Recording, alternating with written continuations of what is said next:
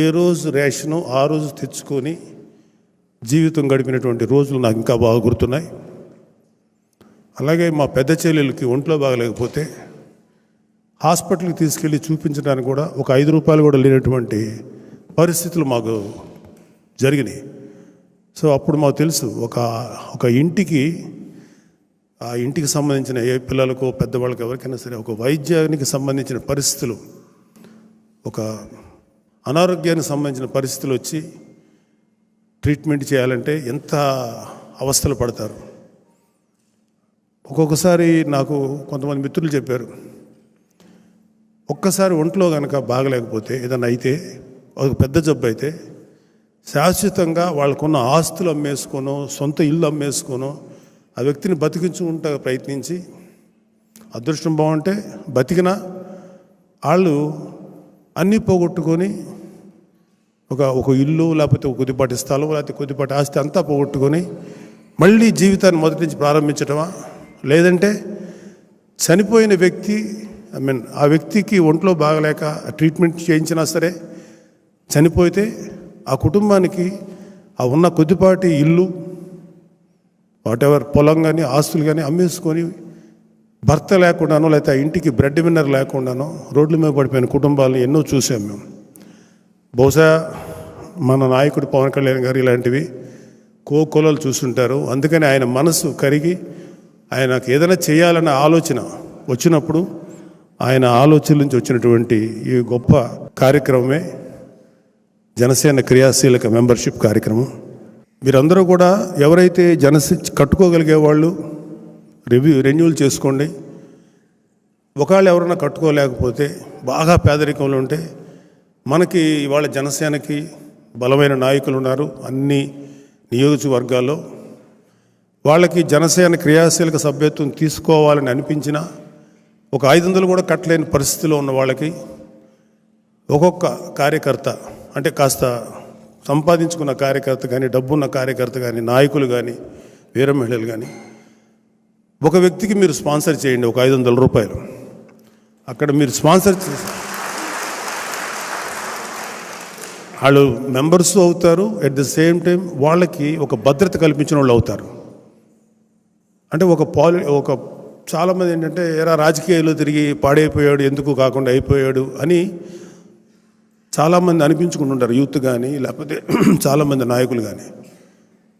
కానీ ఇవాళ జనసేనలో చేరితే, జనసేనలో క్రియాశీలక సభ్యత్వం తీసుకుంటే ముందు మా కుటుంబ సభ్యులకు ఒక భద్రత ఉంటుంది, మాకు జీవితానికి ఒక భరోసా ఉంటుందని నమ్మకం కలగజేసింది. కాబట్టి మీరందరూ కూడా మీకు చేతనంత వరకు మీరు సపోర్ట్ చేయండి. నేను కూడా మన చక్రవర్తి గారిన కానీ హరిప్రసాద్ గారిని చెప్పండి, నేను కూడా కొంత ఎవరన్నా నిజంగా కట్టుకోలేని కార్యకర్తలు ఉంటే వాళ్ళకి కట్టండి. I will support sir. ఏమైనా ఉంటే నాకు చెప్పండి, నేను కొంతమందికి చేస్తాను. నిజంగా ఇవాళ ఒక ఉన్నతమైనటువంటి వ్యక్తిత్వం, మానవత్వం, త్యాగనిరతి, గ్రేట్ క్యారెక్టర్ ఉన్న పవన్ కళ్యాణ్ గారు ఎన్నో మంచి పనులు చేశారు. ఆయన రైతులకి వెన్నుదనగా నిలబడి 3000 మంది రైతులకు నిలబడ్డారు. ఎన్నో సహాయ కార్యక్రమాలు చేశారు.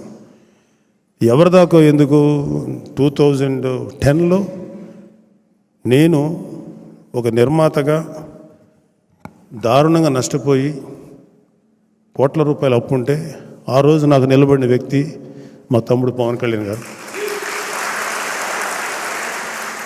అలాగే మా అన్నయ్య చిరంజీవి గారు, ఇద్దరు నాకు ఒక మూల స్తంభాలాగా నిలబడ్డారు. సో వాళ్ళు ఇచ్చినటువంటి లైఫ్ నాకు ఇది.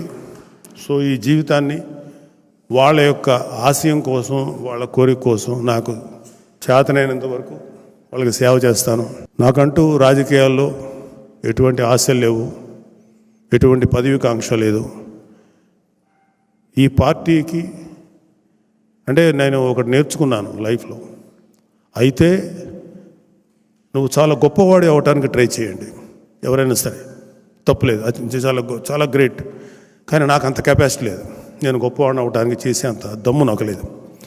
కానీ నువ్వు గొప్పవాడి కాకపోయినా ఒక గొప్పవాడికి అండగా నిలబడు, సపోర్ట్గా నిలబడు. నేను అది చేయగలిగాను. సో పవన్ కళ్యాణ్ గారి ఆశయం కోసం ఆయన ఆశయాలు నిలబెట్టడం కోసం నాకు చేతనైనంతవరకు చేస్తాను. నాకు వయసు సహకరించినంత వరకు చేస్తూనే ఉంటాను. కానీ నిజంగా ఇవాళ మన అదృష్టం కూటమి ప్రభుత్వం రావటం, అలాగే మన తెలుగుదేశం పార్టీ, బీజేపీ, జనసేన కలిసి పోటీ చేసి ఘన విజయం సాధించడం, ఒక గొప్ప అడ్మినిస్ట్రేటర్ అయినటువంటి చంద్రబాబు నాయుడు గారిని మళ్ళీ సీఎంగా చేయటం, ఒక గొప్ప మానవతావాది, మంచితనం, వ్యక్తిత్వం, త్యాగనిరతి ఉన్నటువంటి పవన్ కళ్యాణ్ గారు డిప్యూటీ సీఎంగా చేయటం, దానికి నిజంగా మన అదృష్టం. సో వచ్చి నెల, అంటే ఇది out of the context, sorry to say this, వచ్చి 30-40 డేస్ అవుతుంది ప్రభుత్వం ఏర్పడి. అర్జెంటుగా ఏమీ చెప్పినా ఇలాంటి పనికిమాలినటువంటి కామెంట్లు చేసే వైసీపీ వాళ్ళని చూస్తే నాకు చాలా చిరాగ్గా ఉంటుంది. మనం 6 నెలలు టైం ఇచ్చాం వైసీపీ ప్రభుత్వం వచ్చినప్పుడు. వాళ్ళు కనీసం 1 మంత్ కూడా టైం ఇవ్వకుండా కాట్ల కుక్కల్లాగా మీద పడుతున్నారు కూటమి ప్రభుత్వం మీద. పర్వాలేదు, మీరు పడండి, మిమ్మల్ని మీ పరిస్థితిని బట్టి మీకు యాంటీ రాబీస్ ఇంజెక్షన్ ఇవ్వటమో, లేకపోతే మీరు చేసిన యాదవ పనులకి తన్ని మీ నేరాలకి తగిన బుద్ధి చెప్పి లోపల వేయటమో జరుగుతుంది. దాంట్లో డౌట్ లేదు. ఏ ఒక్క వైసీపీలో ఉన్నటువంటి వ్యక్తి, క్రైమ్ చేసిన ఏ వ్యక్తి కూడా తప్పించుకోలేడు. రాబోయే 5 ఏళ్లలో మీరు చేసుకున్న కర్మకి మీరు అనుభవించాల్సిందే శిక్ష. ఎవరి మీద వ్యక్తిగతంగా మేము ఎటువంటి నేరారోపణలు చేయం, మేము ఏ వ్యక్తిని టార్గెట్ చేయం. కానీ మీరు చేసిన ప్రతి పనికి మీరు సమాధానం చెప్పుకోవాల్సినటువంటి రోజు నాకు తెలిసి 1 or 2 yearsలో వస్తుంది. అదే దట్ డిపెండ్స్ అపాన్ వాళ్ళ గ్రావిటీ, వాళ్ళు చేసిన నేరాలు ఎట్లా ఉంటాయి వాటిని బట్టి. అంటే నేను ఎందుకు చెప్తానంటే, ప్రజలకు ఎటువంటి ఉపయోగపడకపోగా వాళ్ళ జోబులో నుంచి ఈ వైసీపీ నేతలు కానీ, జగన్మోహన్ రెడ్డి లాంటి వాళ్ళు కానీ, వాళ్ళ జోబులో నుంచి 10 రూపాయలు ఇవ్వటం నేను ఇంతవరకు ఎక్కడా చూడలే. పైగా ప్రజల కోసం నిలబడి గత 15 ఏళ్ళ నుంచి, 10 ఏళ్ళ నుంచి పార్టీ పెట్టి 15 ఏళ్ళ నుంచి రాజకీయ అనుభవం ఉన్న పవన్ కళ్యాణ్ గారు ఎన్నో మాటలు పడ్డారు, ఎన్నో తిట్లు తిన్నారు. సరే, ఇవన్నీ పార్ట్ ఆఫ్ ద లైఫ్. నేను ప్రజల కోసం సేవ చేద్దామని ముందుకు వచ్చినప్పుడు